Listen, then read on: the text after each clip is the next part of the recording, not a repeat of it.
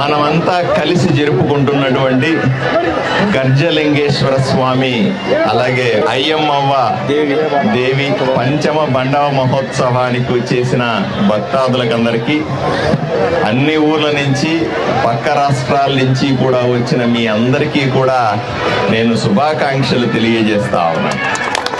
11 దేవుళ్ళు కర్ణాటక నుంచి వచ్చి ఇక్కడ కొలువై పెదహరివాణం ప్రజలని ఇక్కడికి వచ్చినటువంటి భక్తులందరినీ కూడా ఆశీర్వదించడానికి కొలువై ఉన్నారు. ఒకవైపున అన్నదానం బ్రహ్మాండంగా జరుగుతూ ఉంది, ఒకవైపు అన్నం వండుతా ఉన్నారు, సాంబార్ వండుతున్నారు, లడ్డూ వండి పెట్టారు.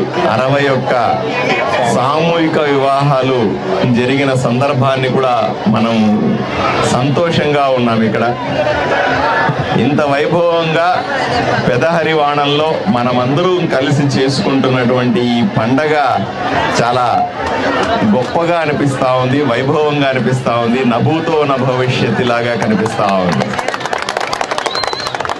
నిజంగా 11 మంది దేవుళ్ళు దేవతలందరూ కూడా ఇక్కడ కొలువు తీరినారా అనిపించేంత అద్భుతంగా చేస్తా ఉన్నారు.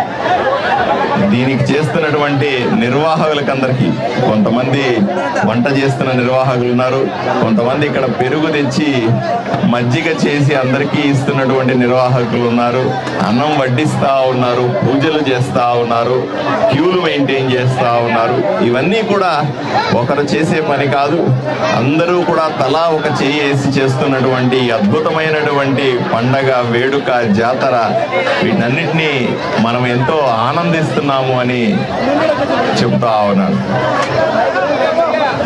అందరికీ కూడా ఆ దేవదేవుడి ఆశీస్సులు, అమ్మవారి ఆశీస్సులు మెండుగా ఉండాలని, రాబోయే రోజుల్లో పెదహరివాణంతో పాటుగా ఆదోని నియోజకవర్గ ప్రజలందరూ సుఖశాంతులతో ఉండాలని అమ్మవారిని కోరుకుంటూ నేను మీ అందరి తరఫున అమ్మ దీవెనలు తీసుకోవడానికి ఇక్కడ వచ్చాను. నమస్కారం.